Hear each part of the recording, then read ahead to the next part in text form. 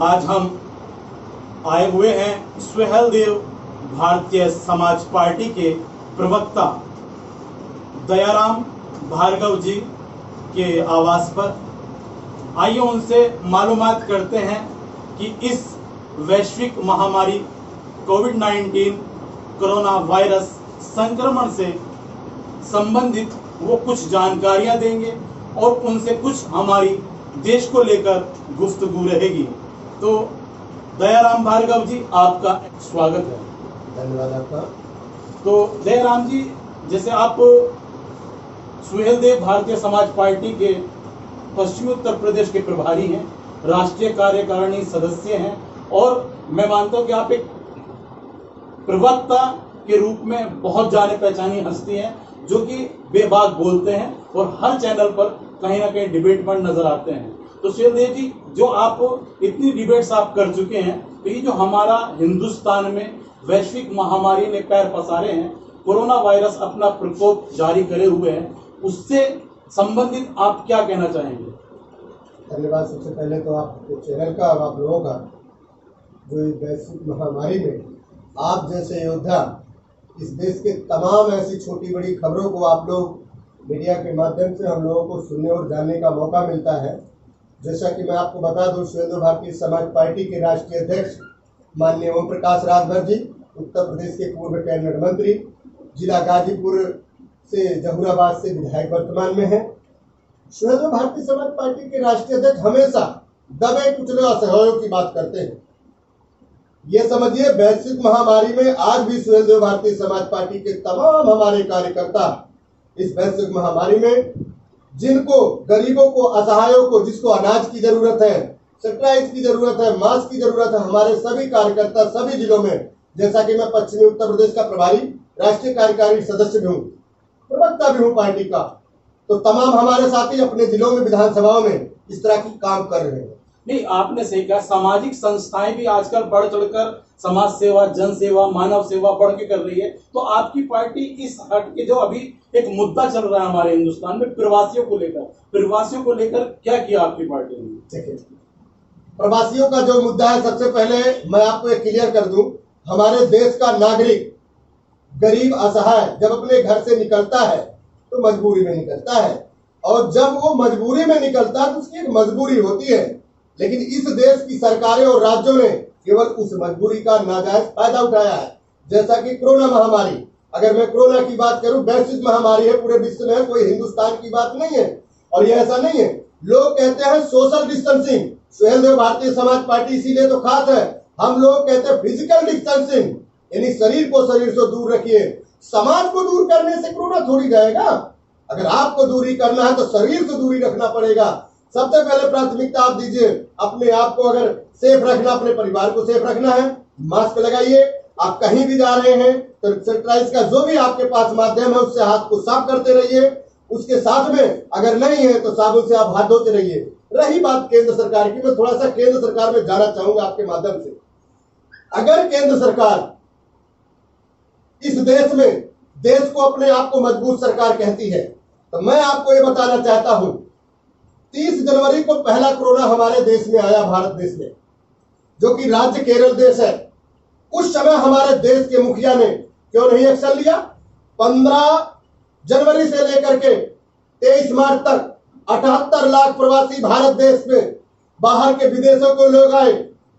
78 लाख में से 26 लाख लोगों का अगर स्क्रीनिंग होता है और 62 लाख लोगों का स्क्रीनिंग नहीं हुआ, वो जो 78 लाख से 62 लाख अन्यत्र हमारे प्रांतों में, सभी देशों में, सभी प्रदेशों में गए, क्या उससे महामारी हमारा कोरोना फैला नहीं?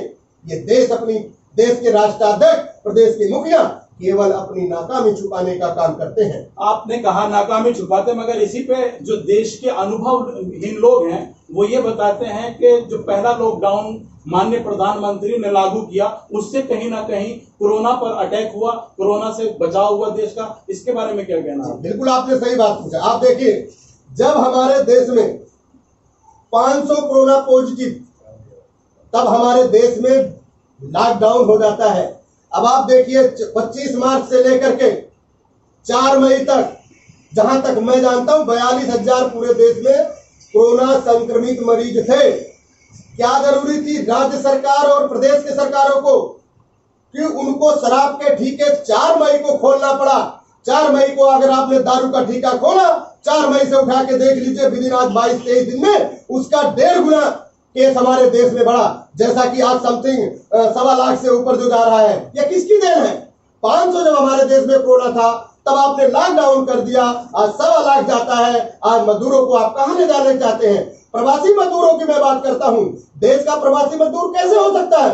मजदूर मेरा अपना है, अपने घर का है, उसमें प्रवासी शब्द कैसे लगा दिया गया? मैं खोल देता हूं आपके माध्यम से। प्रवासी उसे कहा जाता है जो अपने देश से किसी पराये देश में जाता है, नौकरी करता है, कुछ भी करता है, उसको प्रवासी बोलते हैं, नाराई बोलते हैं। लेकिन हमारे देश के राष्ट्राध्यक्ष, प्रदेश के मुखिया, आप लोगों ने गरीबों के लिए क्या किया? लॉकडाउन करके आपने बहुत अच्छा काम किया। जो काम आज कर रहा, गरीब मर रहा, किसकी देन है? ये केंद्र सरकार की, राज्य की नाकामी की देन है। केंद्र सरकार ने इसी को देखते हुए तो 20 लाख करोड़ का बजट घोषित किया। वो राहत पैकेज है, ना कि एक पूरे देश को साल भर का पैकेज दिया। उन्होंने कोरोना महामारी को देखते हुए 20 लाख करोड़ का पैकेज जो घोषित किया है, उसके बारे में आप क्या कहेंगे? बहुत अच्छी बात आपने कहा। आप हमको बताइए, देश के मुखिया ने आज तक देश हित में निर्णय लिया है? एक भी निर्णय ऐसा बता दो देश से बाहर का निर्णय हो। 20 लाख करोड़ आप किसको दे रहे हैं? किसी गरीब को दिया, किसी मजदूर को दिया, किसी किसान को दिया? आपने किसको दिया? आपने अपने उद्योगपतियों को आपने दिया। मजदूर, अब आप देख लीजिए, थोड़ा सा चले जाइए, महाराष्ट्र से मजदूर अगर आना चाहता है गोरखपुर, ट्रेन वहां से चलती है गोरखपुर के लिए, पहुंच जाती है उड़ीसा, किसकी देन है?